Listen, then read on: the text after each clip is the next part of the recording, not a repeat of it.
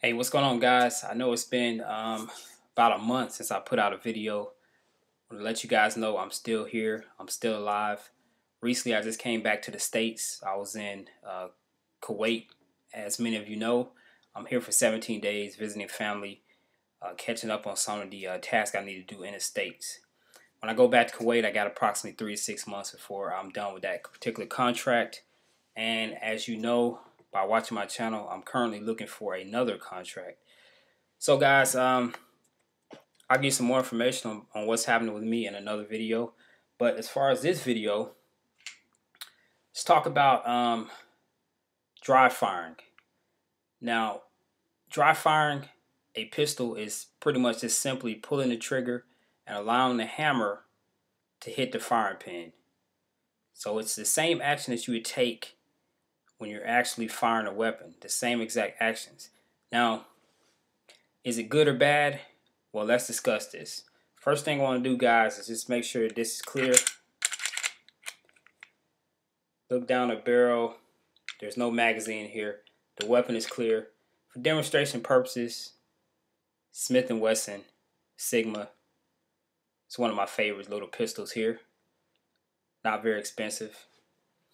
Anyway, a lot of people do dry firing to test their weapon out to make sure that all the mechanisms are still functioning properly. Now, some people seem to think that repeatedly pulling the trigger and allowing the hammer to fall actually damages the firing pin. Now, does it do that? It does on some weapons, and some weapons it does not. It depends on the weapon and the caliber that you're talking about. With most of modern firearms, you can go ahead and dry fire without a problem. Now, some of the older revolvers, the Colts, weapons like that, they have what's called a fixed position, I would say. The firing pin is sort of fixed to the hammer. So it's not recommended that you dry fire those type weapons because it could cause internal damage to your weapon. So let's just go, let me just do this real quick here. And guys, this is not for an expert on weapons. This is for a beginner. This stuff is very basic, and if you guys are into weapons, you already know what I'm talking about here. So right here, I'm just going to pull the trigger. There, you heard the click. That's the hammer falling to the firing pin. That's just dry firing.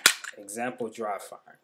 Now on this particular weapon, this Smith & Wesson, I can do that many times, and I shouldn't get any substantial damage to the weapon. Again, same action you're doing when you're firing a weapon. Okay.